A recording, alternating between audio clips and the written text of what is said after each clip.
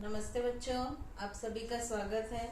आज हम पाठ 10 कोशिका तथा कोशिका के अंग, इसमें कोशिका अंगक जो पढ़ रहे थे, हमने केंद्रक पढ़ा था। केंद्रक क्या है, केंद्रक के कार्य। इसके बाद अगला कोशिका अंगक है अंतर्द्रव्य जालिका। देखिए, चलिए हम आकृति से देखते हैं।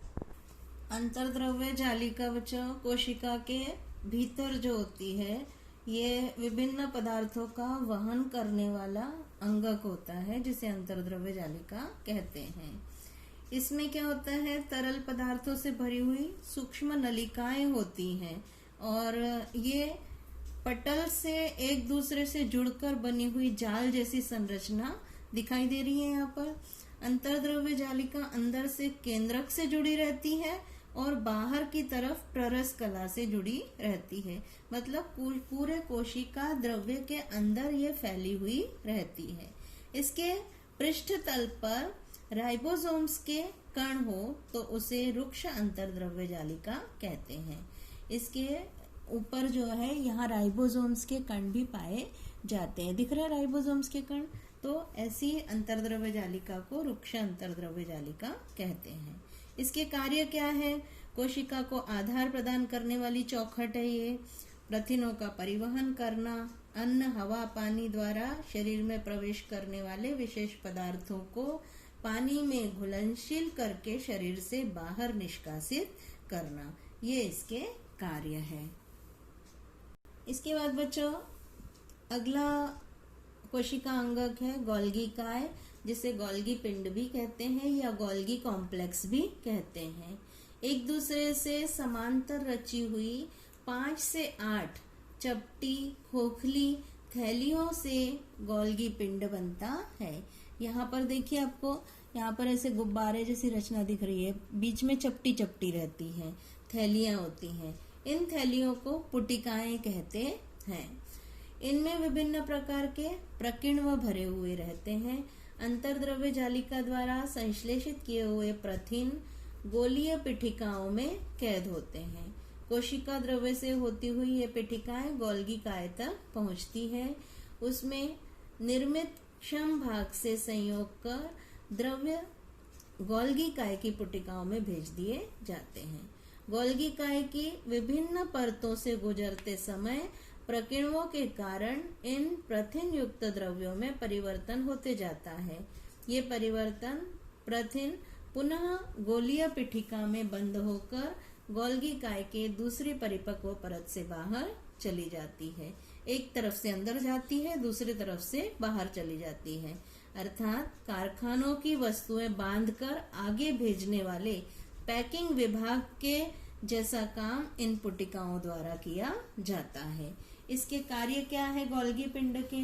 गोल्गी पिंड कोशिका का स्राव अंगक है।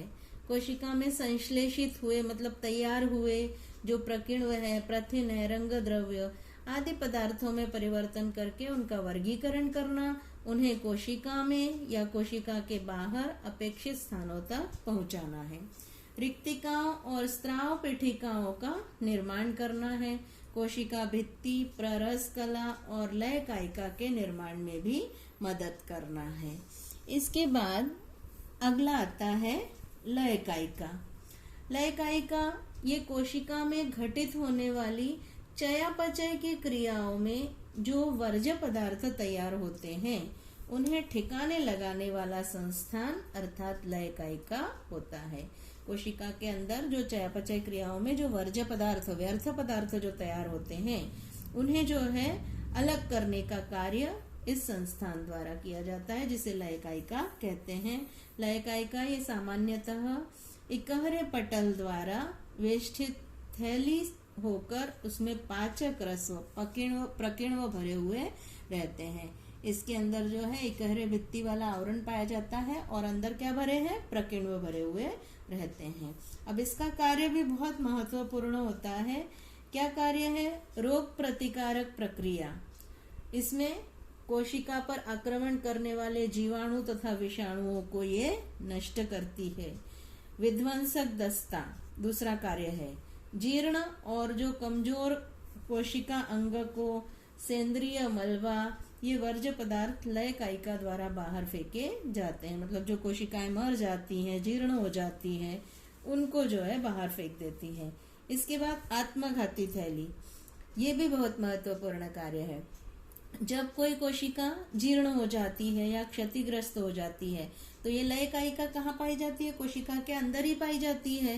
तो यदि कोई कोशिका जीर्ण हो गई है, क्षतिग्रस्त हो गई है, तो इसके अंदर की लय कायिका फट जाती है और उसमें स्थित जो पाचक रस होते हैं, प्रकीर्णव होते हैं, वो स्वयं की कोशिका का ही पाचन कर डालते हैं। मतलब खुद की पूरी कोशिका को खत्म कर डालते हैं। इसके बाद चौथा कार्य है भूखमरी के समय लय कायिका कोशिका में संग्रहित प्रथिनों और वसा इनका पाचन करती है। इस प्रकार ये 4 कार्य हुए। इसके बाद अगला आता है तंतु कणिका। यहाँ पर देखिए तंतु कणिका का चित्र दिखाई दे रहा है। तंतु कणिका भी एक महत्वपूर्ण अंगक होता है कोशिका का। प्रत्येक कोशिका को ऊर्जा की जो आवश्यकता होती है, कोशिका को ऊर्जा प्रदान करने का काम तंतु कणिका करती है। इसलिए तंतु कणिका को कोशिका का पावर हाउस भी कहते हैं। तंतु कणिका कोशिका को ऊर्जा देने का कार्य करती है। इलेक्ट्रॉन सूक्ष्मदर्शी के नीचे अगर इसको देखा जाता है तो तंतु कणिका, यहाँ पर देखो चित्र दिखाई दे रहा है, द्विकला आवरण से युक्त संरचना बनी हुई दिखाई देती है। तंतु कणिका का बाह्य आवरण छिद्र युक्त होता है और आंतरिक आवरण की सतह कई मोड़ पाए जाते हैं। इसमें आंतरिक सतह में दिखाई दे रही है, कई मोड़ दिखाई दे रहे हैं, मुड़ी हुई दिखाई देती है। तंतु कणिका के आंतरिक गुहा में जेली जैसा पदार्थ होता है जिसमें राइबोसोम्स, फॉस्फेट के अणु, डीऑक्सीराइबोज, न्यूक्लिक अम्ल मतलब डीएनए के अणु इसमें पाए जाते हैं। इसलिए तंतु कणिकाएं स्वयं प्रथिनों को संश्लेषित कर सकती है। तंतु कणिका कोशिका में उपस्थित कार्बोज और वसा का प्रकीर्णवों की सहायता से ऑक्सीकरण करती है। इस प्रक्रिया के दौरान जो ऊर्जा मुक्त होती है वो एटीपी, एडिनोसिन ट्राइफॉस्फेट के रूप में संग्रहित की जाती है। प्राणी कोशिका की अपेक्षा वनस्पति कोशिका में तंतु कणिकाओं की संख्या कम होती है, क्योंकि वनस्पति कोशिकाएं जो है चलती फिरती नहीं है, एक स्थान पर स्थिर रहती है, इसलिए उन्हें ऊर्जा की कम आवश्यकता होती है। और प्राणी कोशिका कैसे होती है? उन्हें ऊर्जा की अधिक आवश्यकता होती है, क्योंकि प्राणी एक स्थान से दूसरे स्थान पर जाते हैं। अब तंतु कणिका का कार्य क्या है? 2 कार्य है मुख्य रूप से। ऊर्जा से समृद्ध एटीपी यौगिकों का निर्माण करना, एटीपी में संग्रहित ऊर्जा का उपयोग कर प्रथिनों, कार्बोज, वसायुक्त पदार्थों का संश्लेषण करना। बच्चों आप जानते हैं लाल रक्त कणिकाओं में तंतु कणिका नहीं होती, और जब तंतु कणिका लाल रक्त कणिकाओं में नहीं होती है इसीलिए वे कोशिकाएं जिस ऑक्सीजन का वहन करती है उसका वे स्वयं के लिए उपयोग नहीं करती। अगर लाल रक्त कणिकाओं में तंतु कणिका होती तो क्या होता? जो ऑक्सीजन आती वो स्वयं के लिए ही उपयोग कर लेती, फिर बाकी कोशिकाओं को ऑक्सीजन कैसे पहुंचती, है ना। इसके बाद अगला आता है रिक्तिका। कोशिका के घटक द्रव्यों का संग्रह करने वाला कोशिका अंगक अर्थात रिक्तिका है। रिक्तिका का कोई विशिष्ट आकार नहीं होता है। कोशिका की आवश्यकता अनुसार रिक्तिका का आकार बदलता रहता है। रिक्तिका इकहरे आवरण युक्त होती है। अब ये रिक्तिका के कार्य क्या है? कोशिका का जल भिसारक दाब नियंत्रित करना, चयापचय की क्रियाओं में उत्पन्न उत्पाद जैसे ग्लाइकोजन है, प्रथिन है, पानी है, इसका संग्रह करना। प्राणी कोशिका की रिक्तिका वर्ज्य पदार्थों का संग्रह करती है, तो अमीबा की रिक्तिका पाचन के पूर्व खाद्य पदार्थ संग्रहित करती है। वनस्पति कोशिका की रिक्तिका में कोशिका द्रव्य भरा होकर वे कोशिका को दृढ़ता तथा कठोरता प्रदान करती है। इसके बाद अगला आता है बच्चों रिक्तिका। रिक्तिका हो गया। इसके बाद अगला आता है लवक, जिसको प्लास्टिड्स कहते हैं। वनस्पतियों की पत्तियों को हरा तो फूलों को लाल, पीला, केसरी, नीला ऐसे रंग किस कारण प्राप्त होते होंगे? ऐसे रंग देने वाला एक अंग केवल वनस्पति कोशिकाओं में ही पाया जाता है, अर्थात लवक होता है। वनस्पतियों के आपने देखा होगा फूलों के अलग अलग रंग होते हैं, पत्तियों के रंग होते हैं, तो ये रंग प्रदान करने वाला अंगक जो होता है कौन सा होता है? लवक होता है। लवक दोहरे आवरण युक्त रचना होकर दो प्रकार की होती है। एक अवर्णक लवक होता है जो रंगहीन लवक होता है, और वर्ण लवक जो होता है रंगीन लवक होता है। अब यहाँ पर देखिए बच्चों, हरित लवक दिखाया गया है। हरित लवक ये वर्ण लवक होकर अन्य प्रकार के वर्ण लवकों में रूपांतरित हो सकते हैं। उदाहरण के लिए कच्चे हरे टमाटरों के पकने के बाद हरित लवक का रूपांतरण लाइकोपिन में होने से टमाटर को लाल रंग प्राप्त होता है। अब कृति दी हुई है आपके लिए कि क्रोटन या रियो वनस्पति की पत्ती की ऊपरी परत निकाल लो, उसे कांच पट्टी पर रखो और उसमें स्थित वर्ण लवकों का सूक्ष्मदर्शी के नीचे निरीक्षण करो। तुम्हें पता लगेगा कि वनस्पतियों की पत्तियों में होने वाली जो प्रकाश संश्लेषण की प्रक्रिया के लिए हरित लवक अत्यंत आवश्यक है। हरित लवक सौर ऊर्जा का रासायनिक ऊर्जा में रूपांतरण करते हैं।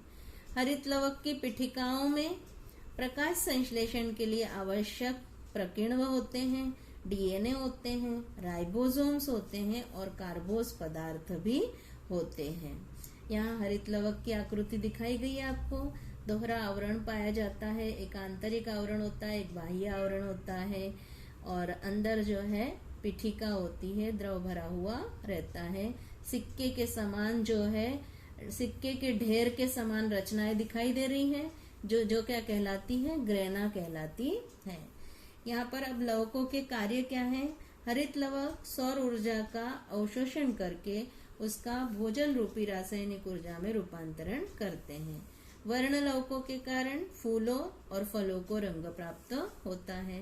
वर्ण लवक कार्बोस, स्निग्ध तथा प्रथिन पदार्थों का संश्लेषण तथा संग्रह करते हैं। तंतुकणिका और लवकों में डीएनए तथा राइबोसोम्स होने से ये अंगक स्वयं की प्रतिकृति बना सकते हैं।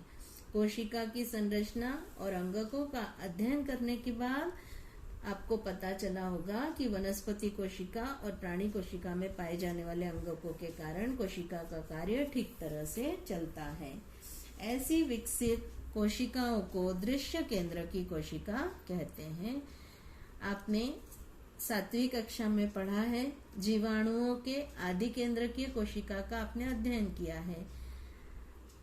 अब हम दोनों प्रकार की कोशिका का तुलनात्मक अध्ययन करते हैं। यहाँ पर देखिए दृश्य केंद्र की कोशिका और आदि केंद्र की कोशिका, इसमें अंतर दिया हुआ है। दृश्य केंद्र की कोशिका का आकार जो होता है वो बड़ा होता है, 5 से 100 माइक्रोमीटर होता है, और आदि केंद्र की कोशिका का आकार छोटा होता है, 1 से 10 माइक्रोमीटर होता है। दृश्य केंद्र की कोशिका में गुणसूत्र संख्या 1 से अधिक होती है, और आदि केंद्र की कोशिका में एक ही गुणसूत्र होता है। केंद्रक कैसा होता है? केंद्रक पटल, केंद्रकी और केंद्रक द्रव्य युक्त सुस्पष्ट केंद्रक होता है, और आदि केंद्र की कोशिका में केंद्रक सदृश केंद्रकाभ होता है। मतलब जो सारे अंगक जो होते हैं वो सारे कोशिका द्रव्य में मिले जुले होते हैं, केंद्रक भी उसी में मिला जुला होता है, स्पष्ट दिखाई नहीं देता है। फिर दृश्य केंद्रकी में तंतुकणिका लवक होते हैं, और आदि केंद्र की कोशिका में आवरण युक्त अंगक नहीं होते, सब मिले जुले कोशिका द्रव्य में होते हैं।